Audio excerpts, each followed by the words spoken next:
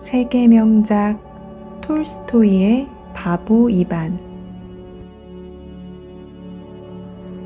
옛날 어느 마을에 부유한 농부가 살고 있었다. 그 농부에게는 세 아들과 딸 하나가 있었다. 무관인 세묨, 배불뚝이 타라스, 바보 이반과 귀머거리이자 벙어리인 딸 말라니아였다. 무관인 세묨은 임금님을 섬기러 전쟁터로 나갔다. 그리고 배불뚝이 타라스는 문안의 장사꾼한테 장사하는 기술을 배우러 갔다. 그런데 바보 이반은 벙어리 누이 말라니아와 함께 집에 남아 땀 흘려 일하고 있었다.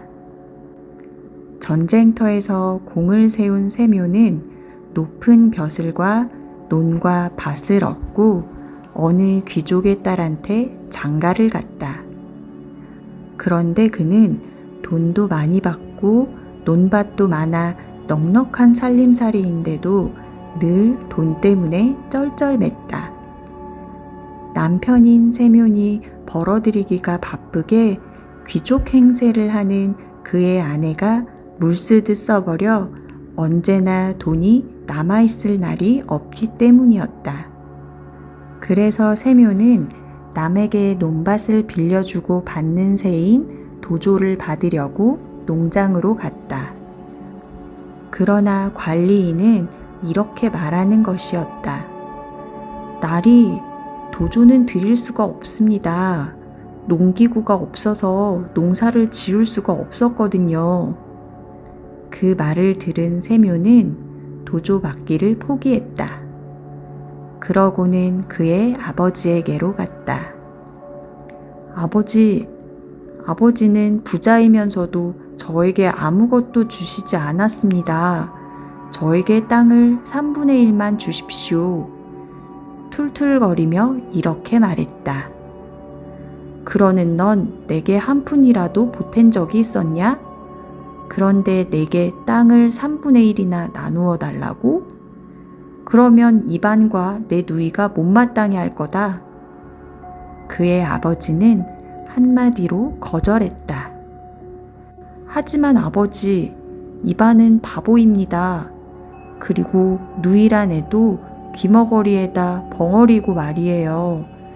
그 애들이 뭘 알겠어요. 세묨이 시큰둥하게 말했다. 하여튼 이반이 뭐라고 하나 어디 물어보기나 하자. 아버지가 이반에게 땅 이야기를 물어보았다. 세묨 형님에게 드리죠 뭐. 그런데 이반은 의외로 이렇게 대답하는 것이었다. 덕분에 세묨은 아버지의 땅 3분의 1을 얻었다. 그 땅을 제 앞으로 이전하고 나서 다시 임금님을 섬기러 떠났다. 배불뚝이 타라스가 가만히 있을 리 없었다. 돈 많은 장사꾼의 딸에게 장가를 들었지만 그래도 그는 불만이었다. 저에게도 제 몫의 땅을 주십시오. 아버지를 찾아와 이렇게 요구했다.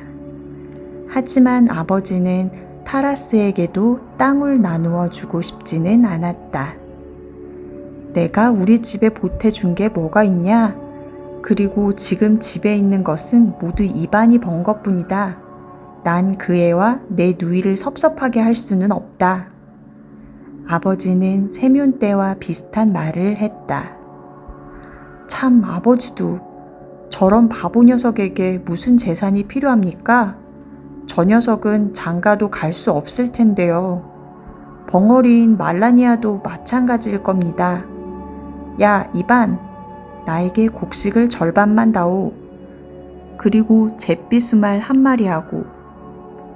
둘째 형 타라스의 말을 들은 이반은 멍청하게 웃었다.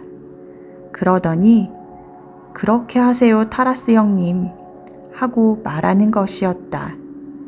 이렇게 해서 타라스도 제 몫을 챙겼다.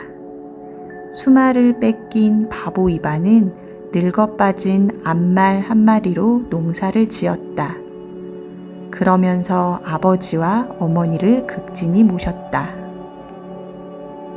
한편 큰 도깨비는 작은 도깨비 셋을 거느리고 살고 있었다.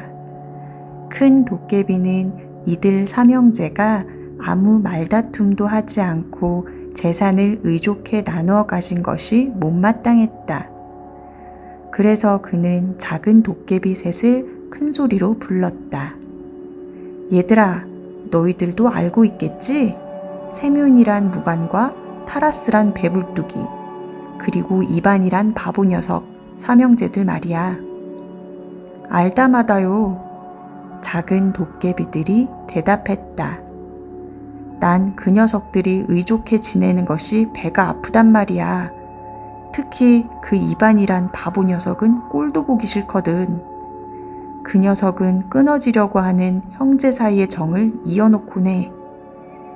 이제부터 너희 셋은 그 세 녀석들에게 늘어붙어 서로 싸움을 시키고 의의를 끊어놓으란 말이다. 어때? 할 수 있겠냐? 할 수 있고 말고요. 작은 도깨비들이 이구동성으로 대답했다. 그래? 어떻게 할 작정들이냐? 큰 도깨비가 심술이 뒤룩뒤룩 매달린 얼굴로 물었다. 먼저 그 녀석들의 먹을 걸 모두 없애버리는 겁니다. 그러고는 세 녀석을 한 곳에다 모아놓습니다. 그러면 그 녀석들은 필시 서로 치고 받고 할 겁니다. 작은 도깨비 중에 하나가 계획을 말했다. 좋아, 어서들 가거라. 그 세 녀석들의 사이를 떼어놓기 전에 돌아와서는 안 된다. 그대로 돌아왔다간 너희 세 놈의 가죽을 몽땅 벗기고 말 테다. 이렇게 하여 작은 도깨비들은 어느 늪 속으로 들어갔다. 그들은 그 늪 속에서 다시 한번 계획을 짠 뒤 헤어졌다. 그들은 각자 맡은 사람들을 찾아다니며 심술을 부리고 골탕을 먹였다. 그런 후 다시 모이기로 한 날짜에 늪으로 모였다. 무관 세면한테서 돌아온 첫째 도깨비가 입을 열었다. 나는 우선 세면에게 용기를 잔뜩 불어넣어 주었지. 그랬더니 그 녀석은 온 세계를 정복해 보이겠다면서 제 임금에게 떵떵거리더군. 그러자 임금은 세면을 대장으로 삼아서 인도를 치러 보낸 거야. 모든 군사들이 인도를 치러 가려고 모였지. 그런데 바로 그날 밤 나는 세면 군사들의 화약을 물로 모조리 적셔버렸어. 그리고 잽싸게 인도로 가서는 지프로 군사들을 만들어 세워놓았지. 세면의 군사들은 사방팔방에서 지푸라기 군사들이 몰려오는 것을 보고 잔뜩 겁을 집어먹었어. 세면은 쏘아라 하고 명령했지만 대포고 총이고 간에 쏴줘야 말이지. 화약이 몽땅 젖었으니 히히히. 세면의 군사들이 주랭랑을 놓을 수밖에. 그러자 인도의 임금이 그들을 모조리 쳐부쉈지. 히히히. 세면은 톡톡히 망신을 당하고 땅도 몽땅 몰수당했어. 그리고 내일은 녀석이 사행집행을 당하는 날이야. 나에겐 아직도 한 가지 일감이 남아있어. 그 녀석을 옥에서 빼내야 해. 그 녀석이 집으로 도망가도록 말이야. 내일은 완전히 끝장이 나니까 너희 둘 중에서 내 도움이 필요한 도깨비는 말해봐. 내가 도와줄 테니 말이야. 첫째 도깨비가 긴 이야기를 끝내자 배불뚝이 타라스에게서 돌아온 둘째 도깨비가 입을 열었다. 난 도움 같은 건 필요 없어. 내일도 잘 돼가고 있으니까. 타라스란 녀석도 이제 일주일 이상은 견디지 못할 거야. 왜? 난 그 녀석을 욕심꾸러기로 만들었거든. 그랬더니 그 녀석은 남의 재산을 턱없이 탐내는 거야. 있는 돈을 몽땅 털어서 물건이란 물건은 모조리 사들인 거지. 그것도 부족해서 빚까지 얻어 사들인다니까. 앞으로 일주일 안에 그 빚들을 갚아야 하는데 그 안에 난 그 녀석의 물건을 모두 푹푹 썩혀 깡그리 거름으로 만들어버릴 작정이야. 그러면 그 녀석은 처량한 신세가 되어 제 애비한테 달려가게 될 거야. 하하하. 둘째 도깨비는 통쾌하게 웃었다. 이번에는 바보 이반에게서 돌아온 셋째 도깨비가 말을 꺼냈다. 나는 일이 잘 되지 않았어. 아니 왜? 재수없는 일이라도 생겼어? 첫째와 둘째 도깨비가 물었다. 우선 그 녀석을 배탈 나게 하는 데까지는 성공했어. 밭으로 가서 땅바닥을 딱딱하게 굳혀놓는 것까지도 말이야. 그쯤 되면 절대로 밭을 갈지 못하리라고 생각했는데 어딜 그 바보 녀석이 여발한 듯이 갈아엎지 않겠니. 배탈이 나서 끙끙 앓으면서도 말이야. 그래서 난 그 바보 이반 녀석의 쟁기를 부숴놓았지. 그랬더니 그 녀석은 집으로 돌아가서 훨씬 성능이 좋은 쟁기를 가지고 나오더니 또 밭을 갈기 시작하지 뭐야. 난 재빨리 땅 밑으로 기어들어갔지. 그러고는 쟁기가 움직이지 못하도록 꽉 붙잡았어. 그랬더니 날카로운 쟁기날에 내 손만 이렇게 베었다니까. 그 녀석은 거의 다 갈아버리고 이제는 겨우 한 두둑밖에 남지 않았어. 그러니까 날 좀 도와줘. 우리가 그 바보 녀석을 때려잡지 못하는 날엔 우리들의 일은 모두 허사가 되고 말 테니까 말이야.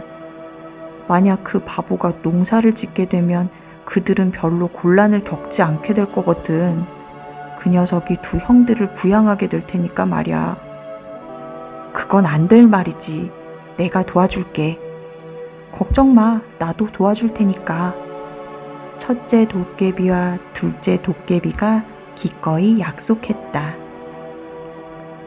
셋째 도깨비의 심술로 배탈이 난 바보 이반은 배가 몹시 아팠다.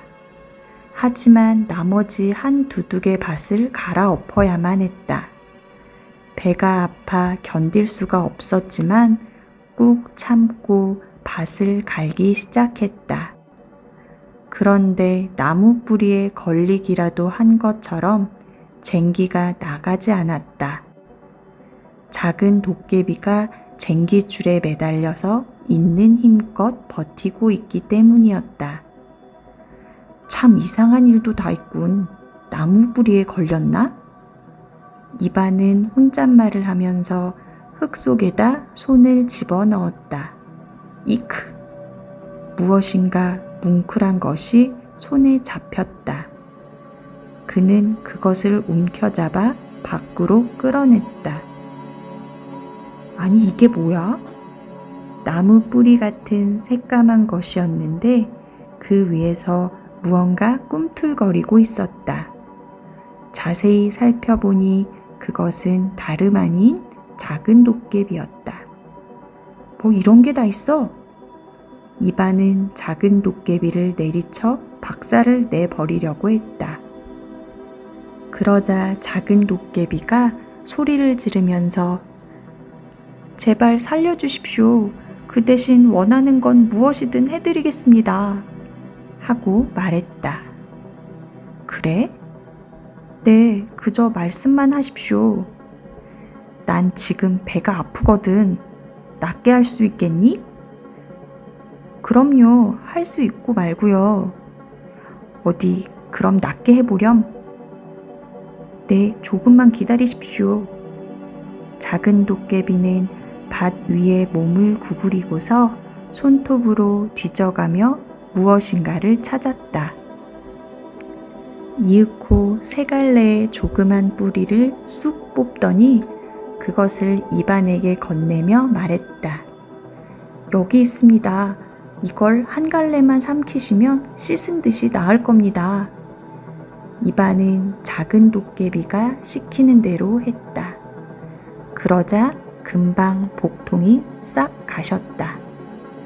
이젠 살려주시는 거죠? 땅속으로 기어들어가 다시는 나오지 않겠습니다. 작은 도깨비가 사정했다. 좋아, 잘 가거라.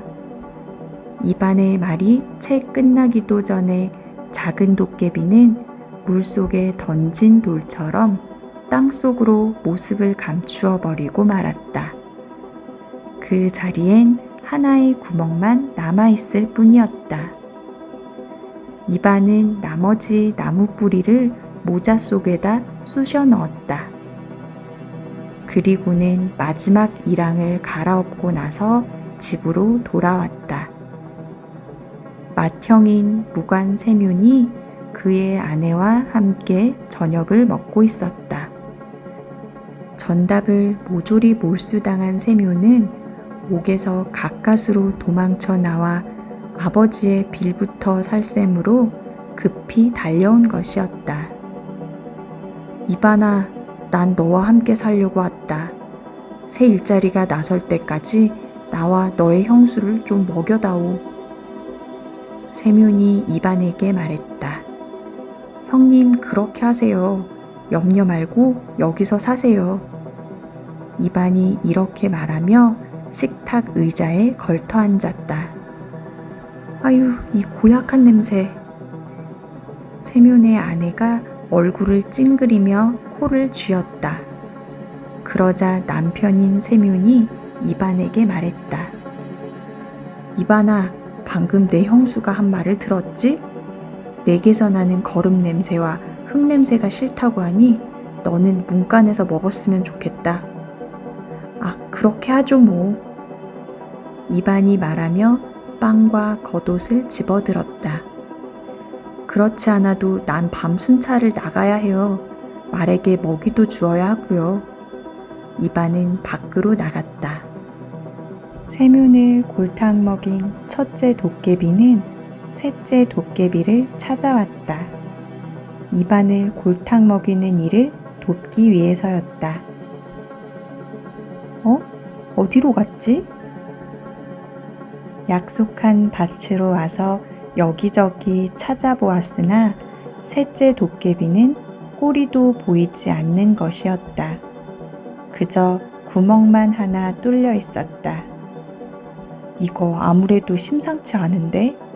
무슨 불행한 일이라도 일어난 모양이야. 그렇다면 내가 대신 골려줄 수밖에 없지. 밭은 다 갈아버렸으니까 풀밭에 가서 그 바보 녀석을 골려주어야겠군. 중얼거리던 첫째 도깨비는 이반네 목장으로 갔다. 그러고는 풀밭에 큰 물이 들게 했다. 풀밭은 금세 온통 진흙바닥이 되었다. 날이 새자 큰 낫을 든 이반이 풀을 베러 나왔다.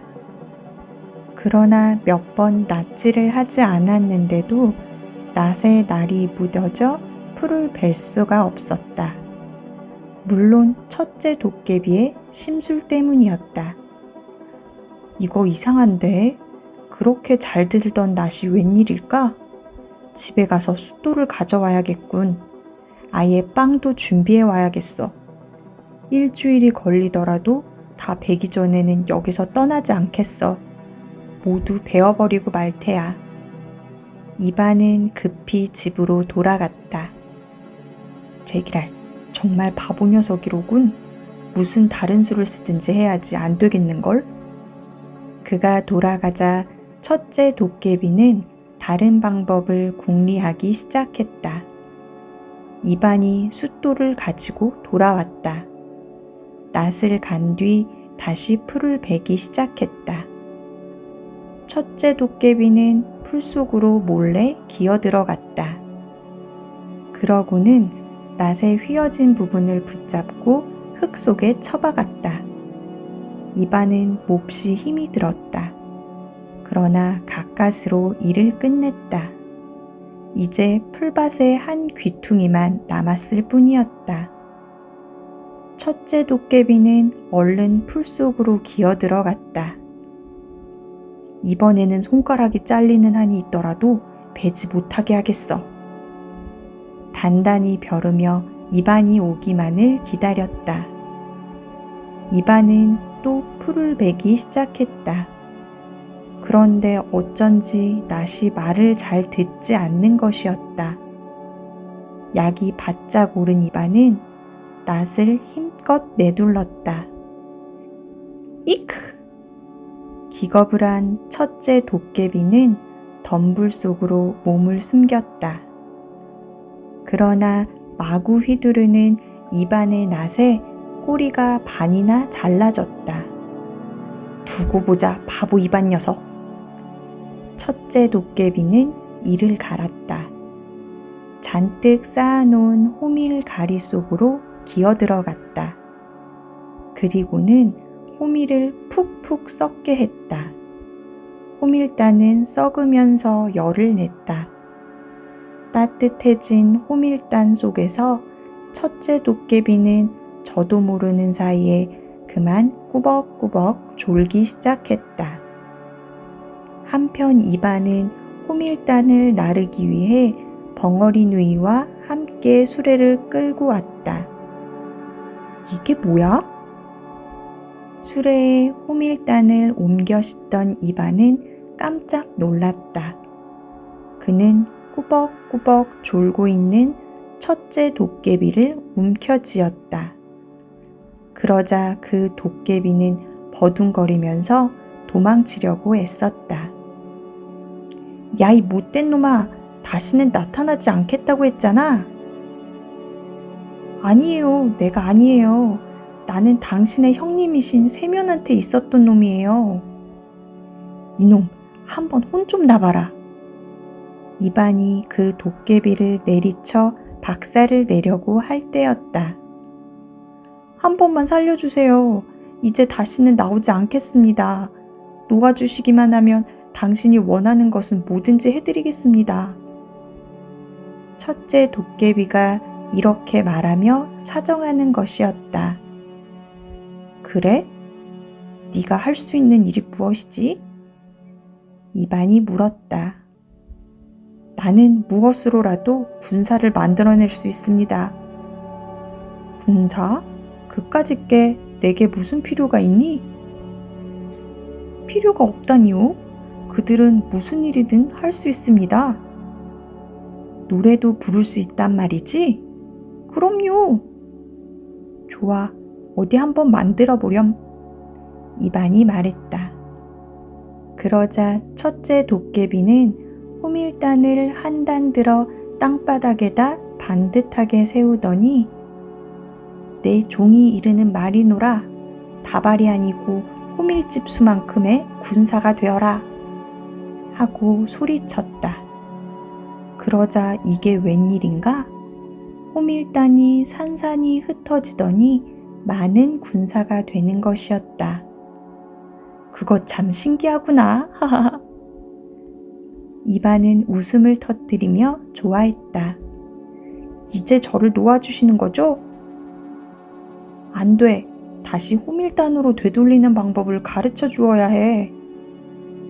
그러자 첫째 도깨비가 말했다. 이렇게 말하시면 됩니다. 군사의 수만큼 호밀집이 되어라. 또 다발이 되어라. 내 종이 이르는 말이노라.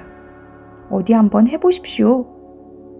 이반이 그대로 말하자 군사들은 도로 호밀단으로 변했다. 이젠 놓아주세요. 그래, 그렇게 하마. 이반은 그 도깨비를 놓아주었다. 잘 가거라. 이반의 말이 끝나기가 바쁘게 첫째 도깨비는 물속에 던진 돌처럼 금방 땅속으로 뛰어들어가 버렸다. 역시 퀭한 구멍 하나만 남아있을 뿐이었다. 이반은 집으로 돌아왔다. 이번에는 둘째 형인 타라스가 그의 아내와 함께 저녁을 먹고 있었다. 배불뚝이 타라스는 비 때문에 도망쳐 온 것이었다. 얘 이반아, 내가 다시 장사를 시작할 때까지 집사람과 나를 좀 먹여 살려주어야겠다. 타라스가 이반에게 말했다. 그렇게 하세요, 형님. 이반은 또 흔쾌히 승낙했다. 나는 바보와 밥을 먹을 수가 없어요. 땀 냄새가 고약해요. 타라스의 아내가 인상을 찡그리며 말했다. 이반아, 내 형수의 말을 잘 들었지? 넌 저기 저 문간에 가서 혼자 먹어라. 타라스가 이렇게 말했다. 그렇게 하지요 뭐. 그렇지 않아도 밤 순찰을 나갈 시간이에요. 말에게 먹이도 주어야 하고요. 이반은 제 몫의 빵을 들고 바깥으로 나갔다.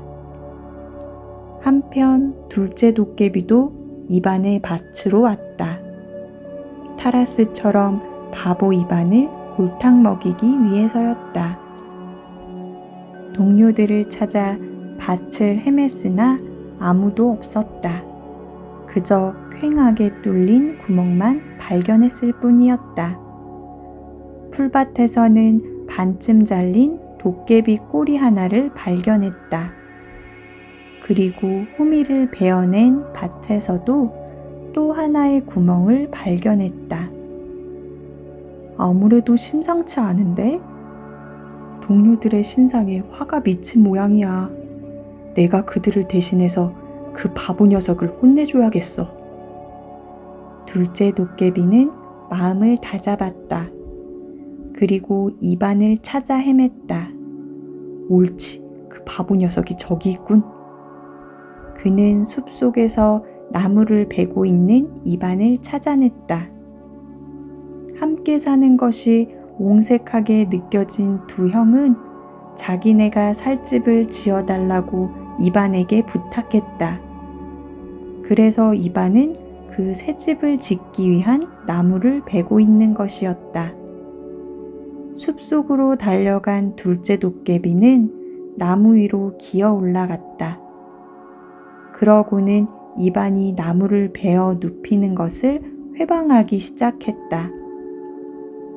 이상하다. 나무를 쓰러뜨리던 바보 이반은 고개를 갸우뚱했다. 나무가 엉뚱한 곳으로 쓰러지기 때문이었다. 이반은 낑낑거리며 방향을 틀어가면서 겨우 나무를 쓰러뜨렸다. 그는 다른 나무를 베기 시작했다. 그러나 역시 아까와 마찬가지였다. 이반은 갖은 애를 쓴 나머지 가까스로 제대로 쓰러뜨렸다. 세 번째 나무에 달려들었으나 마찬가지였다. 50그루쯤 베어 눕힐 것으로 생각했었는데 채 10그루도 베어 눕히기 전에 벌써 날이 뉘엿뉘엿 쥐고 있었다. 이반은 이제 지쳐버리고 말았다. 등짝이 지끈지끈 쑤시고 맥이 탁 풀렸다. 도끼를 나무 밑둥에다 박아놓고 털썩 주저앉아 쉬었다. 저 바보 녀석이 녹초가 된 모양이로군. 나뭇가지 위에서 아래를 내려다본 둘째 도깨비는 무척 고소했다. 어디 나도 좀 쉬어볼까나? 그 도깨비가 나뭇가지에 걸터 앉아 마음 놓고 쉴 때였다. 쿵! 벼란간 나무가 쓰러지기 시작했다. 쉬고 있던 이반이 갑자기 도끼를 쳐들어 냅다 내리친 것이었다. 쾅! 쓰러지는 나무와 함께 둘째 도깨비도 나가떨어지면서 나뭇가지 사이에 끼이고 말았다. 워낙 갑작스런 일이어서 손을 쓸 겨를도 없었다. 아이쿠, 나 죽는다. 살려줘요. 둘째 도깨비가 비명을 질렀다. 아니, 요 망할 놈의 도깨비, 너 또 나왔구나? 깜짝 놀란 이반이 소리쳤다. 난 다른 도깨비입니다. 당신의 형님이신 타라스한테 있었던 도깨비예요. 네가 어떤 도깨비이건 알 바 아냐. 도끼를 번쩍 치켜든 이반은 그 도깨비를 찍으려고 했다. 그러자 도깨비는 정신없이 싹싹 빌며 애원했다. 제발 살려주십시오. 원하는 건 무엇이든지 해드리겠습니다. 원하는 대로? 뭘 할 수 있는데? 당신이 원하시는 만큼의 돈을 만들어 드릴 수 있습니다. 그래? 그렇다면 어디 한번 만들어 봐라. 이 떡갈나무 잎을 들고 두 손으로 비비세요.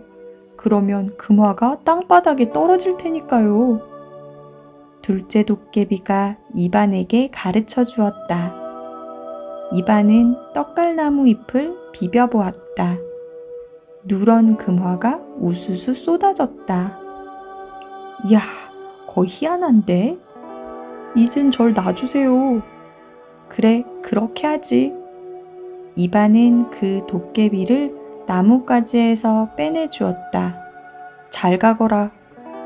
이반의 말이 끝나기도 전에 둘째 도깨비도 물속에 돌을 던지기라도 한 것처럼 땅속으로 기어들어 가버렸다.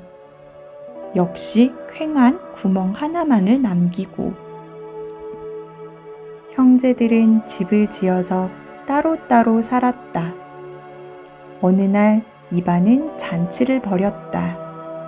그리고는 두 형들과 마을 사람들을 초대했다. 야, 이반, 내가 그 시시껄렁한 잔치에 가게 생겼어?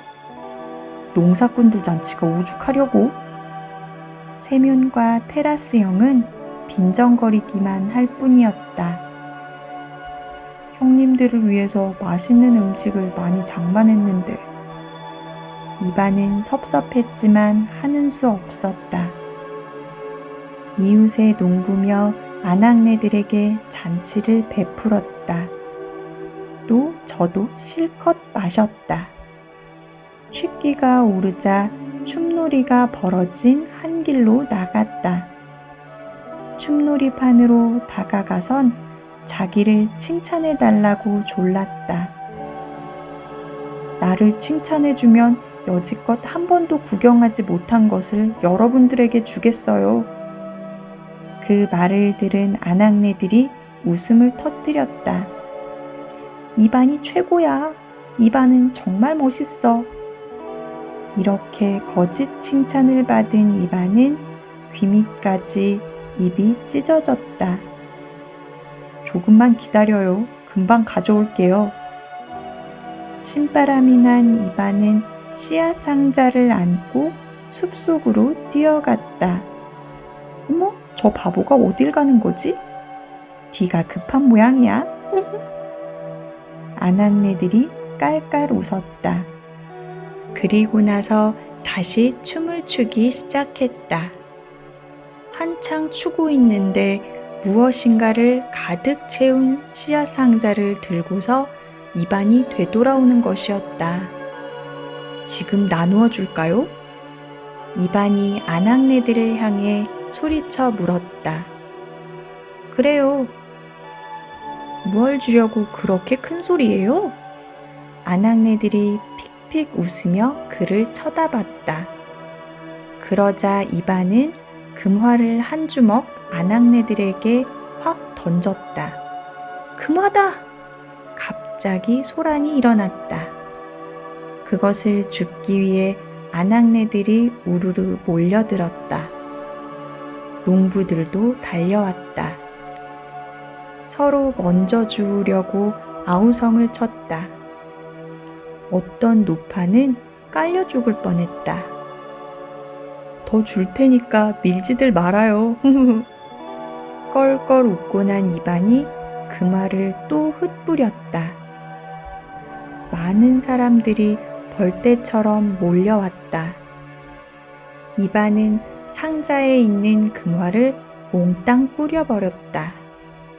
그런데도 사람들은 더 달라고 아우성을 쳤다. 그래서 이반은 이렇게 말했다.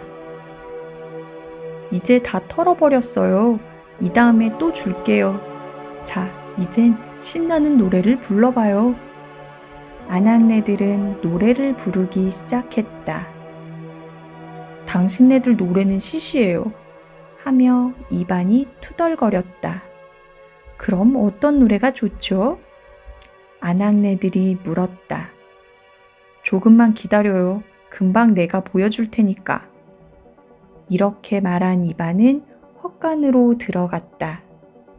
들고 온 호밀단을 반듯하게 세워놓더니 툭 치며 말했다.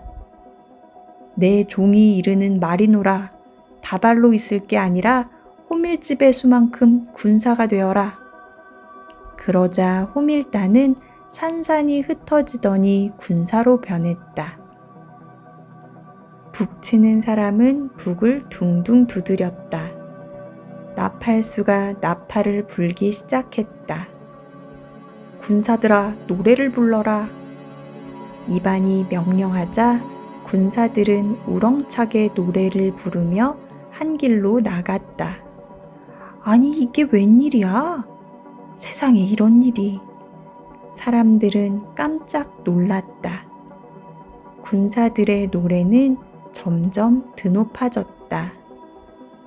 아무도 따라와서는 안 돼요. 사람들을 향해 소리친 이반은 군사들을 데리고 헛간으로 들어갔다. 다시 본디의 호밀단으로 만든 뒤 풀더미 위에 내던졌다. 그리고 집으로 돌아와 막국간에 들어가서 잤다. 그 일을 알고 무관세녜이 이반을 찾아와 이렇게 말했다. 이반아, 도대체 군사를 어디서 데려왔다가 어디로 데려갔니? 나한테 숨김없이 말해보렴. 그건 알아서 뭘 하시려고요? 뭐라다니, 군사만 있으면 무엇이든 할 수 있단 말이야. 나라를 얻을 수도 있고. 그래요? 깜짝 놀란 이반이 말을 이었다. 그럼 진작 말씀하시지 않고서 얼마든지 원하시는 대로 만들어 드릴게요. 이반은 세녜을 헛간으로 데리고 갔다. 군사를 만들어 드릴 테니 꼭 데리고 가셔야 해요. 그렇지 않으면 온 동네를 몽땅 털어먹을 거예요. 알았다. 어서 만들기나 해. 무관인 세녜이 약속하자 이반은 군사를 만들기 시작했다. 그는 호밀단을 타작 마당에 내리쳤다. 그러자 한 개 중대의 군사가 되었다. 또 한 번 내리치니 또 한 개 중대의 군사가 되었다. 또 내리치면 또. 그는 온 들판을 가득 메울 만큼의 무수한 군사를 만들어냈다. 형님, 이제 됐어요? 됐어. 고맙다, 이반. 세녜는 크게 기뻐했다. 뭘요? 더 필요하시거든 언제든지 오세요. 얼마든지 더 만들어 드릴 테니. 요새는 호밀집이 잔뜩 있어서 만들기가 쉽거든요. 알았다. 정말 고맙다, 이반. 무관인 세녜는 곧 군대를 지휘하여 싸움터로 나갔다. 이번에는 작은 형인 배불뚝이 타라스가 찾아왔다. 그 또한 어제의 일을 알고 있었다. 이반아, 숨기지 말고 말해보렴. 그 말을 어디서 얻었니? 만일 나한테 그런 돈이 많이 있다면 그 돈으로 전 세계를 몽땅 살 수 있을 텐데 말이야. 그래요? 깜짝 놀란 이반이 말했다. 아, 진작 말씀하실 일이지. 형님께서 원하시는 대로 만들어 드릴게요. 고맙다, 이반. 나는 씨앗 상자로 3상자만 있으면 돼. 타라스는 크게 기뻐하며 말했다. 그렇게 해드릴게요. 자, 숲속으로 가십시다, 형님. 그런데 말을 끌고 가야 해요. 나르기가 힘들 테니까요. 그렇게 하지 뭐. 자, 어서 가자. 둘은 말을 타고 숲속으로 갔다. 이반은 떡갈나무 잎을 모아 비비기 시작했다. 금화가 쏟아져 산더미처럼 쌓였다. 이야! 타라스는 기뻐서 어쩔 줄 몰랐다. 어때요? 이만하면 되겠어요, 형님? 그래, 충분하다. 고맙다, 이반. 뭘요? 더 필요하시거든 언제든지 오세요. 더 만들어 드릴 테니까. 잎사귀는 얼마든지 있거든요. 정말 고맙다, 이반아. 배불뚝이 타라스는 달구지에다 금화를 가득 싣고 장사를 하러 떠났다. 전쟁을 벌인 세묘는 두 나라를 정복했다. 다시 장사를 시작한 타라스는 큰 돈을 벌었다. 어느 날 세묘과 타라스가 한자리에서 만났다. 세묘는 군대를 얻은 경위에 대해서, 그리고 타라스는 돈을 모으게 된 경위에 대해서 숨김없는 말을 주고받았다. 나는 나라를 정복해서 잘 지내고 있기는 한데 돈이 넉넉지 못해서 걱정이야. 군대를 먹여 살려야 할 돈 말이야. 무관인 세묘니 아웃 타라스에게 말했다. 그러자 타라스가 이렇게 말했다. 나는 돈은 어지간히 모았거든요. 그런데 말이에요. 그 돈을 지켜줄 사람이 없는 게 큰 걱정거리예요. 이반에게 찾아가 보자꾸나. 네 돈을 지킬 군대를 더 만들어 달라고 그 녀석에게 부탁해보잔 말이야. 내 군대를 먹여 살릴 만큼의 돈도 더 만들어 달라고 부탁하고 말이야. 좋아요, 형님. 둘은 이반을 찾아갔다. 세묘니 먼저 말문을 열었다. 야, 이반, 내겐 아무래도 군사가 좀 모자라. 그러니 군사를 좀 더 만들어 다오. 안 돼요. 이반이 고개를 내저으며 말했다. 안 된다고? 아니, 얼마든지 더 만들어주겠다고 약속했잖니? 그야 물론 약속했었죠.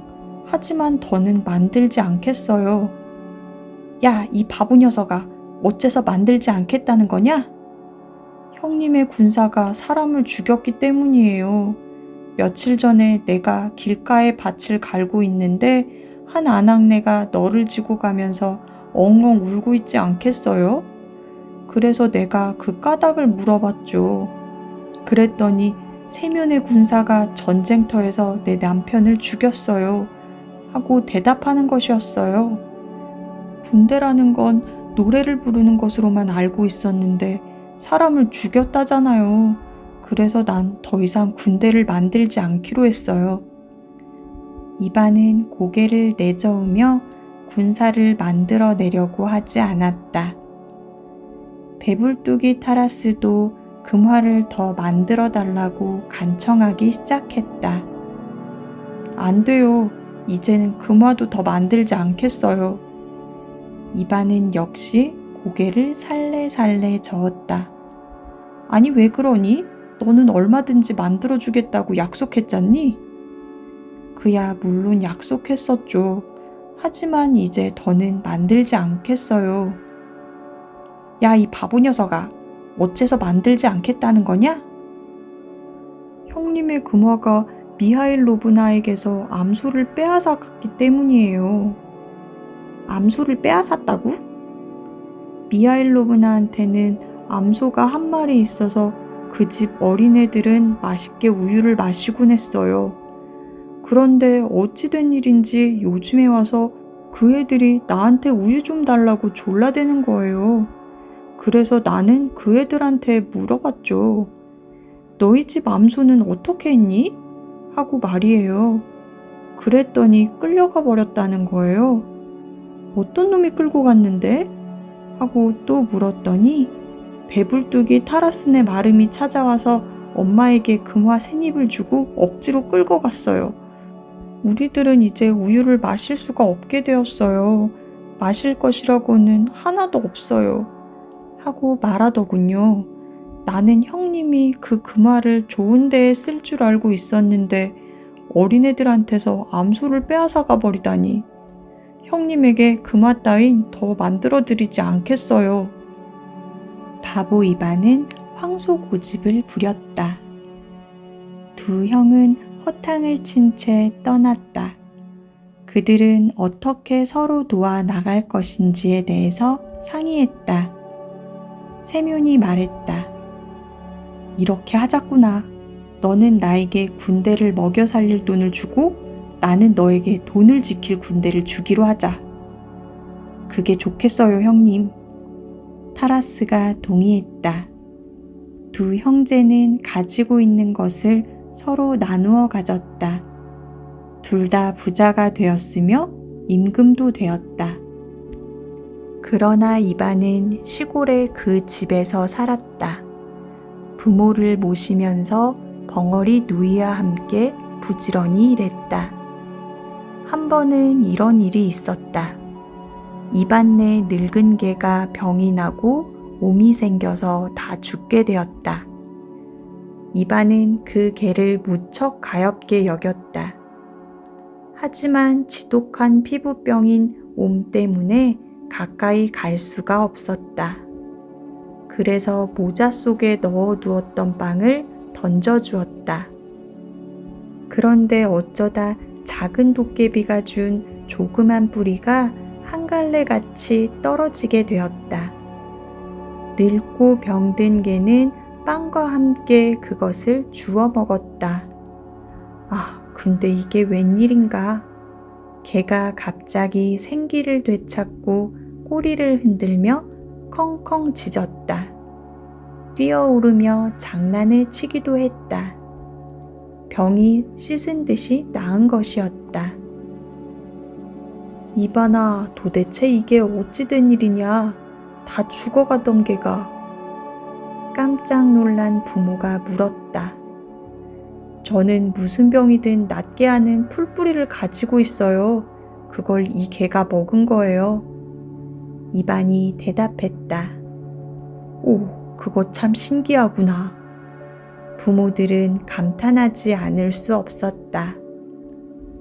마침 그 무렵 임금님의 딸이 중병을 앓고 있었다. 공주의 병을 낫게 해주는 자에게는 큰 상을 내리리라.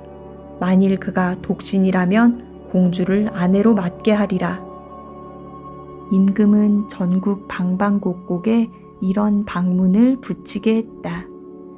이반네 마을에도 물론 이 방문이 나붙었다. 이반아, 너는 만병통치의 뿔뿌리를 가지고 있지 않니? 한번 가서 공주님의 병을 낫게 해보렴. 그러면 너는 한평생 행복을 누리게 될 게 아니냐?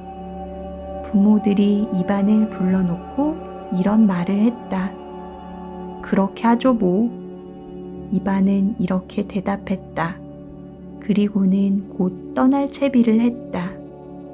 이반이 문간을 막 나서려는데 한 여자와 마주쳤다. 손이 굽은 여자 거지였다. 당신은 무슨 병이든 다 낫게 한다면서요? 그러면 내 손도 좀 낫게 해주세요. 그 여자 거지가 말했다. 그렇게 하죠 뭐. 이반은 풀뿌리를 꺼내 여자 거지에게 주었다.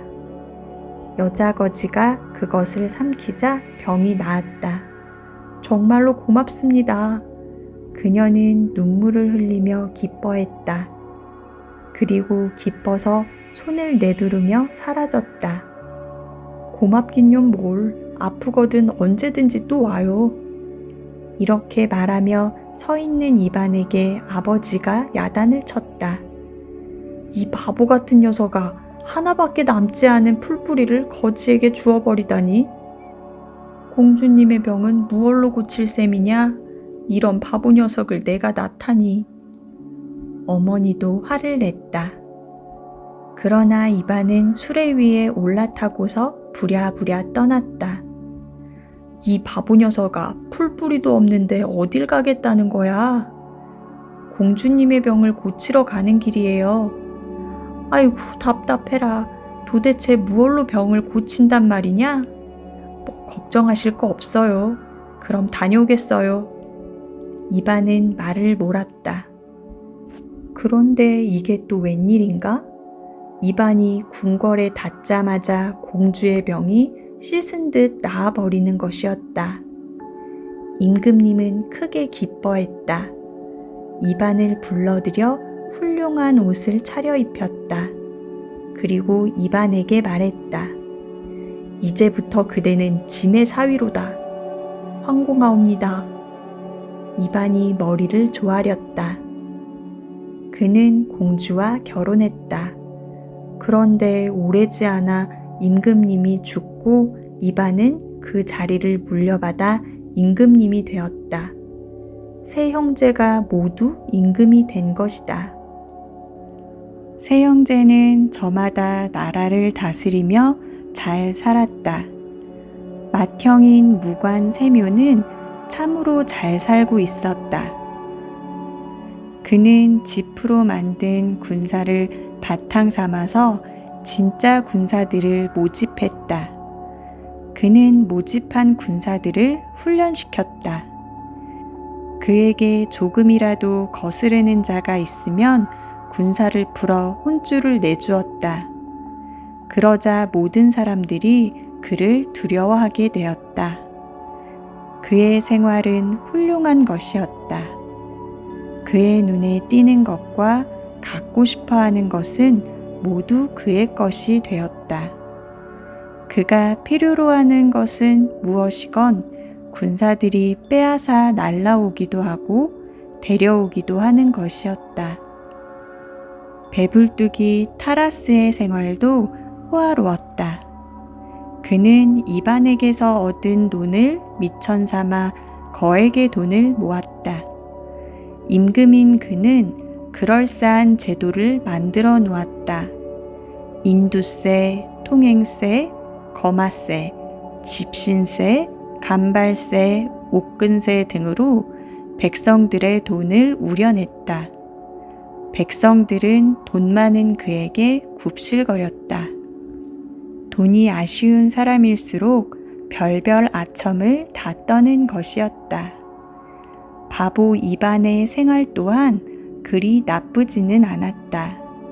그는 걸치고 있던 임금 옷을 벗어 던졌다. 그러고는 그전처럼 농부 옷으로 갈아입고 일에 매달렸다. 도무지 답답해서 못 견디겠어. 내겐 임금보다 농사꾼이 더 어울려. 그는 벙어리인 누이까지 불러와 농사 일을 했다. 임금님이 이러시면 아니 되옵니다. 대신들은 그에게 이렇게 충고했다. 일 없어. 나는 농사를 지으며 일하는 게 더 좋으니까. 하지만 이반은 대수롭지 않게 말했다. 녹봉을 치를 국고금이 없사옵니다. 없으면 녹을 주지 않으면 될 거 아니야? 그럼 관리들이 근무를 하지 않게 될 것이옵니다.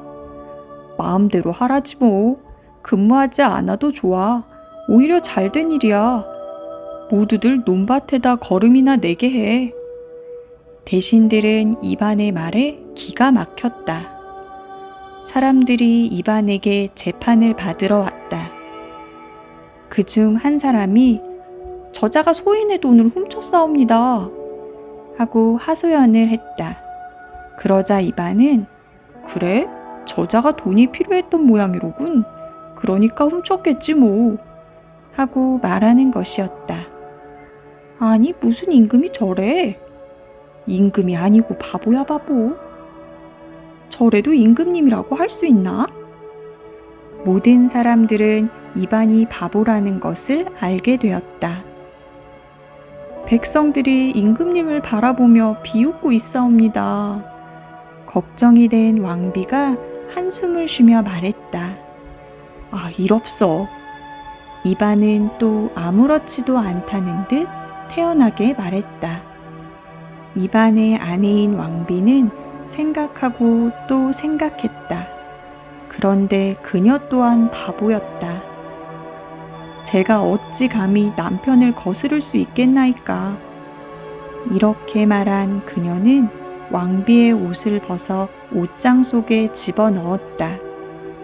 그러고는 벙어리 시누이에게 가서 농사 일을 배웠다. 일을 익힌 그는 남편을 거들기 시작했다. 똑똑한 사람들은 모두 이반의 나라를 떠났다. 남은 사람들은 바보들 뿐이었다. 또 그 누구에게도 돈이란 게 없었다. 모두 일을 하며 스스로 살아갔다. 착한 사람들을 도와주면서 살아갔다. 한편 큰 도깨비는 답답하기 짝이 없었다. 작은 도깨비들 셋이 삼형제를 파멸시켰다는 소식을 학수고대하고 있었다. 그러나 아무 소식도 없는 것이었다. 아무래도 심상치가 않아. 내가 직접 나가봐야겠는걸?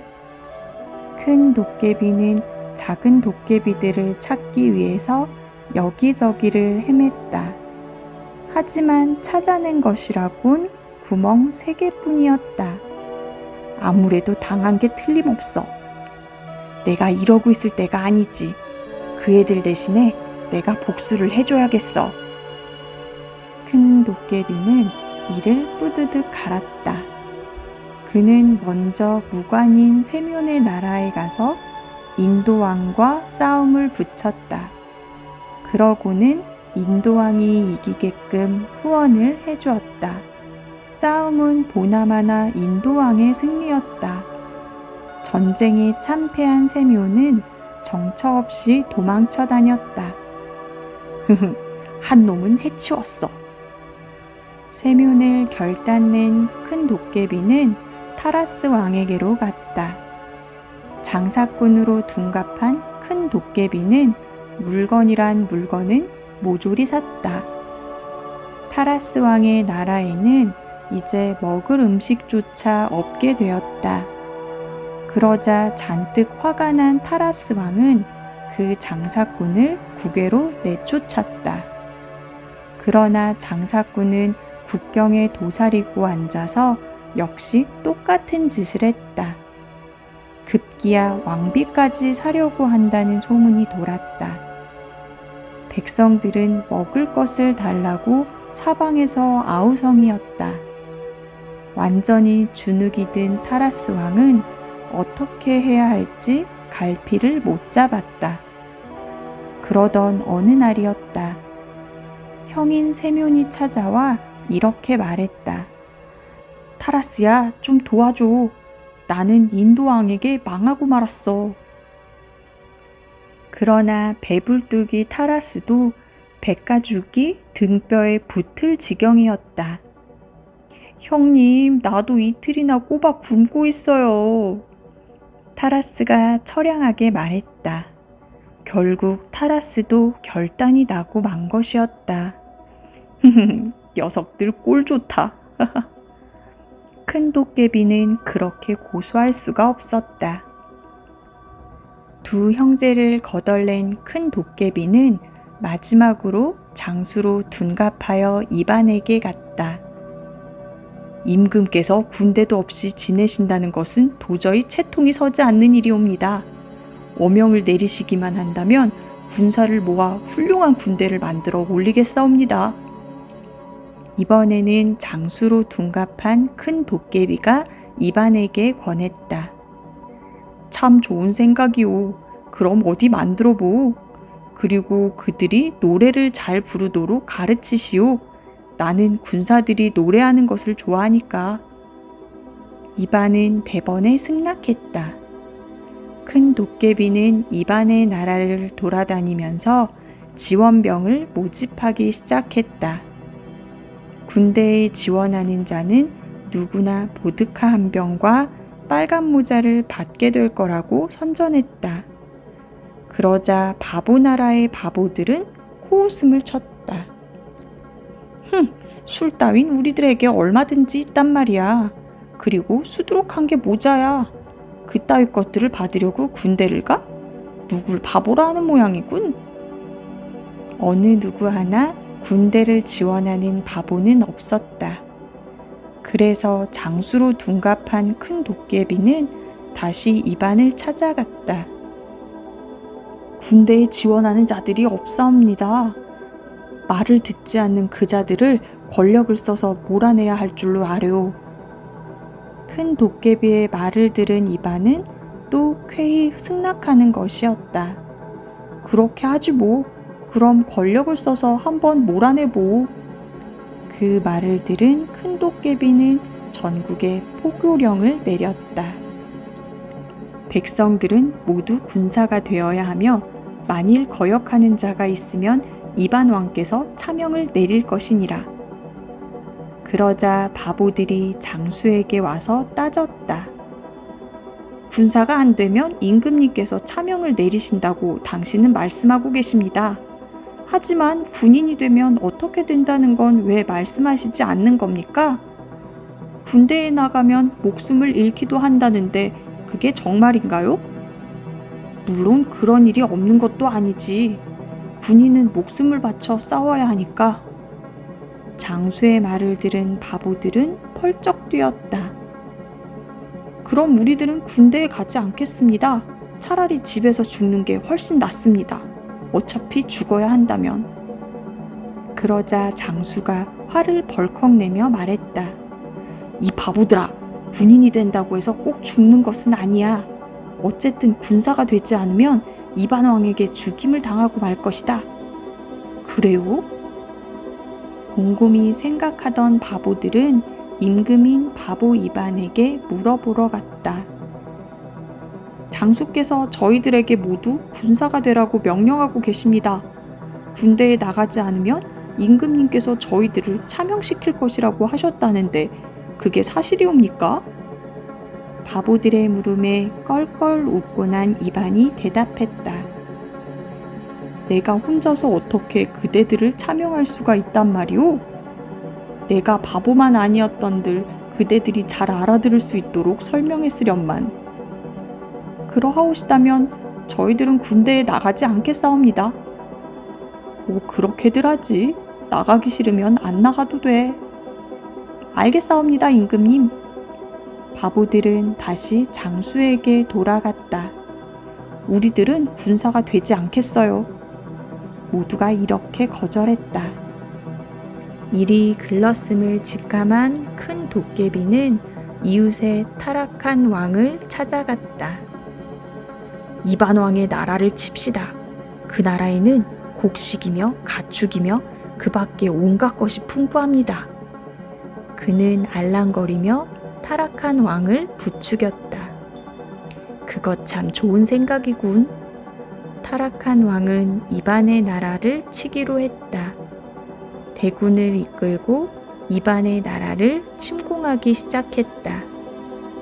타락한 왕이 쳐들어오고 있사옵니다. 우리들에게 싸움을 걸어왔사옵니다. 이반에게 달려온 사람들이 아뢰었다. 싸움을 걸어오겠으면 오라지 뭐. 이반은 눈 하나 깜짝하지 않았다. 타락한 왕은 척후병을 보내어 이반 군대의 동정을 살피게 했다. 하지만 군대 같은 것은 어디에도 보이지 않았다. 싸우려고 해도 싸울 상대가 없었다. 타락한 왕의 군사들이 한 마을에 들이닥쳤다. 그러고는 곡식이며 가축을 닥치는 대로 약탈했다. 자, 부족하면 더 가져가세요. 이상하게도 바보들은 무엇이건 선선히 내주었다. 어디를 가나 마찬가지였다. 있는 대로 탈탈 털다시피 하며 내주었다. 그뿐만이 아니었다. 당신네 나라에서 살기가 어려운 모양인데 모두들 우리나라에 와서 사세요. 오히려 이런 권유까지 하는 것이었다. 전쟁 같은 것에는 관심도 없이 그저 자기들의 할 일만 계속할 따름이었다. 그러자 군사들은 맥이 탁 풀려버렸다. 지루해지기도 한 그들은 타락한 왕에게로 돌아갔다. 이건 전쟁이 아니옵니다. 흡사 유약한 사람을 참살하는 것 같아서 양심의 가책을 받았습니다. 소신들은 더 이상 전쟁을 하지 않겠습니다. 소신들을 아예 다른 나라로 보내주십시오. 그 말을 들은 타락한 왕은 머리끝까지 화가 치밀었다. 온 나라를 불바다로 만들어라. 어명에 따르지 않는 자가 있으면 가차없이 처벌하리라. 겁이 난 군사들은 타락한 왕의 명령대로 실행하기 시작했다. 이반의 나라는 불바다가 되어버렸다. 그런데도 바보들은 누구 하나 맞서서 대항하지 않았다. 그저 울기만 할 뿐이었다. 너희들은 왜 우리를 괴롭히는 거냐? 너희들은 어째서 우리 재산을 결단내는 거냐? 필요하거든 차라리 가져갈 것이지 왜 불태우는 거냐? 가는 곳마다 통곡 소리가 끊이지 않고 이어졌다. 타락한 왕의 군사들은 침울해졌다. 그래서 그 이상 돌아다니기를 그만두었다. 그들은 마침내 뿔뿔이 흩어지고 말았다. 군대의 힘으로는 이반을 골탕 먹이지 못하겠는걸? 큰 도깨비는 슬며시 꽁무니를 뺐다. 얼마 후 말쑥한 신사로 둔감한 그는 다시 이반의 나라에 나타났다. 배불뚝이 타라스 때처럼 이번에는 돈으로 골탕 먹여주고 싶었던 것이다. 나는 착한 일을 해보고자 합니다. 우선 당신네 나라에 집을 짓고 장사를 시작하겠습니다. 신사로 둔갑한 큰 도깨비가 한 벼슬아치에게 말했다. 그렇게 하시죠 뭐. 그 벼슬아치의 대답은 간단했다. 신사는 사람들을 불러 모았다. 당신들은 마치 돼지처럼 살고 있습니다. 그래서 나는 당신들에게 잘 사는 방법을 가르쳐 주려고 합니다. 그는 커다란 종이를 내보이며 말을 이었다. 우선 이 도면처럼 집을 지어주시오. 일하는 대가로 이 금화를 드리겠습니다. 신사는 자루에서 꺼낸 금화를 사람들에게 보여주었다. 이야, 저게 뭘까? 와, 번쩍번쩍 빛이 나는데? 바보들은 깜짝 놀랐다. 그럴 수밖에 없었다. 그들의 관습에는 돈이라는 것이 없고 그 대신 서로 물물 교환을 하기 때문이었다. 무슨 장난감이 저래? 겉 놀이개감으로 썩 좋은데? 금화에 놀란 바보들이 말했다. 타라스의 나라에서 했듯이 큰 도깨비는 누런 금화를 마구 뿌려댔다. 그러자 사람들은 물건과 금화를 바꾸어 갔다. 일을 한 후 품삯으로 받아가기도 했다. 옳지, 일이 뜻대로 척척 되어가는군. 이번에야말로 이반 녀석을 엉망진창으로 만들어줄 수 있겠지. 타라스 녀석처럼 쫄딱 망하게 해줄 테야. 큰 도깨비는 속으로 고소해하면서 이렇게 생각했다. 그런데 또 이상한 일이 벌어졌다. 금화를 손에 넣은 바보들은 금화를 목걸이용으로 아낙네들에게 나누어 주기도 하고 처녀들의 리본에 달아주기도 했다. 심지어 어린애들까지도 금화를 장난감으로 가지고 노는 것이었다. 사람들은 이제 더 이상 금화를 얻으려고 하지 않았다. 신사로 둔갑한 큰 도깨비는 당황하기 시작했다. 짓던 집은 절반도 완공이 안 됐을 뿐더러 누구 하나 물건을 가지고 와서 금화와 바꾸어 가지 않기 때문이었다. 마침내 신사는 이렇게 외치고 다녔다. 나한테로 일을 하러 오시오. 곡식과 가축을 가지고 오시오. 아니요, 어떤 물건이라도 줬소. 가지고만 오면 그 값으로 많은 금화를 주겠소. 그러나 어느 누구 하나 찾아오는 사람이 없었다. 큰 도깨비는 빵을 사기 위해 어느 농사꾼 집에 들렀다. 배가 고파서 그러니 빵 좀 파시오. 대신 금화를 주겠소. 그는 사정하듯이 말했다. 그러자 그 농사꾼이 고개를 저으며 말했다. 우리는 금화가 필요 없어요. 이 나라는 돈이 필요 없는 나라거든요.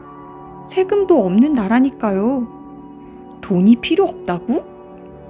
네, 당신은 빵을 동냥하러 오신 모양인데 조금만 기다리세요. 우리 마누라 보고 빵을 썰어 오라고 이를 테니까요. 뭐시? 내가 빵을 동냥하러 왔다고? 이봐요, 내가 거지인 줄 아시오? 큰 도깨비는 벌컥 화를 냈다. 그리고 농사꾼에게 침을 뱉고는 냅다 주랭랑을 놓았다. 빵을 구하지 못한 큰 도깨비는 저녁도 먹지 못한 채 잠자리에 들었다.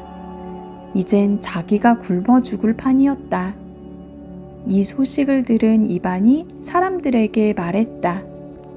신사를 먹여 살려야 하느니라. 집집마다 돌아다니며 살게 하라. 할 수 없이 큰 도깨비는 이 집 저 집 돌아다니게 되었다. 그렇게 하는 동안 이반의 궁궐에서 머물 차례가 되었다. 큰 도깨비가 점심을 먹으러 갔을 때 마침 이반의 벙어리 여동생이 점심을 차리고 있었다. 그녀는 게으름뱅이를 무척 싫어했다. 일도 하지 않는 주제에 맨 먼저 식탁에 와 앉아서 장만해 놓은 음식을 싹싹 먹어 치우기 때문이었다. 그녀는 사람의 손바닥만 보고도 게으름뱅이를 곧잘 분간했다. 손바닥에 못이 박히지 않은 자는 일을 하지 않는 게으름뱅이라는 주장이었다. 그래서 그녀는 손바닥에 못이 박힌 사람만 식탁에 앉히는 것이었다.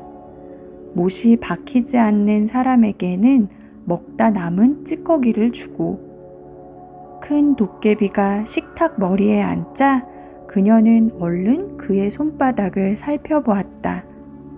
하지만 큰 도깨비의 손바닥에 못이 박혀 있을 리 없었다.